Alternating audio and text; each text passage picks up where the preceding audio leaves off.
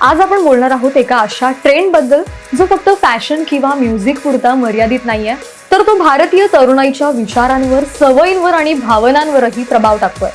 तो म्हणजे भारतीय तरुणाई आणि के कल्चर।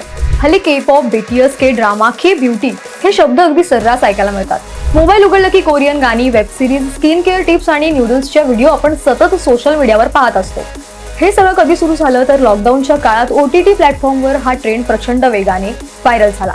घरात बंदिस्त असलेल्या तरुणाईसाठी कोरियन मालिका, तिकडचं संगीत मनोरंजनाचं एक मोठं माध्यम बनलं। पण या ग्लॅमरस जगामागे एक गंभीर बाजूही आहे। याला उदाहरण म्हणून सांगायचं झालं तर नुकतीच गाझियाबादमध्ये 3 बहिणींनी आत्महत्या केल्याची घटना समोर आली होती।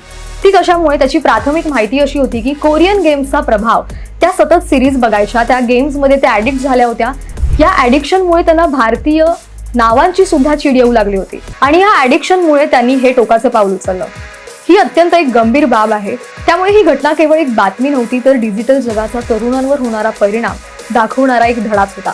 त्यामुळे पाहायला गेलं तर कोरियन संस्कृतीचा प्रभाव आता केवळ गाण्यांपुरता मर्यादित राहिलेला नाहीये। K beauty products, glass skin trend, Korean food, त्यानंतर लँग्वेज शिकण्याची, तिकडची लँग्वेज शिकण्याची वाढती आवड, या सगळ्यामुळे बाजारपेठाही मोठ्या प्रमाणात वाढल्यात। अनेक तरुण कोरियन भाषा शिकतात, काही विद्यापीठांमध्ये सुद्धा त्याला मोठी मागणी केली जाते। पण प्रश्न असा आहे की हा प्रभाव कितपत योग्य आहे आणि कितपत अति? कारण जेव्हा पडद्यावर दाखवलेलं परिपूर्ण जीवन आपण आपल्या वास्तवाशी तुलना करतो, तेव्हा न्यूनगंड, असमाधान आणि भावनिक दुरावा निर्माण होऊ शकतो। गेम्स किंवा सिरीजचं व्यसन वाढत चाललंय। या सिरीजच्या ॲडिक्शनमुळे आपण आपल्या कुटुंबापासून सुद्धा दूर जातो। त्यामुळे हा कुटुंबापासून दुरावा किंवा ॲडिक्शन, यामुळे कोरियन संस्कृती आवडणं हे चुकीचं नाहीये, तर प्रत्येक संस्कृतीत काहीतरी शिकण्यासारखं असतं। पण कोणताही ट्रेंड आपल्या आयुष्यावर वर्चस्व करू लागला तर थांबणं गरजेचं आहे, कारण मनोरंजन आणि वास्तव यामधली रेषा ओळखणं हीच खरी समज आहे। त्यामुळे प्रश्न हा फक्त एखाद्या कल्चरचा किंवा के कल्चरचा नाहीये, तर प्रश्न असा आहे की बॅलन्स। एखादी गोष्ट तुम्ही शिकताय किंवा तुम्हाला आवड आहे, तर त्याचं संतुलन तुम्ही किती राखताय, त्याची चांगली बाजू आणि त्याची वाईट बाजू, या दोन्हीमध्ये तुम्ही समतोल किती राखताय, बॅलन्स किती करताय।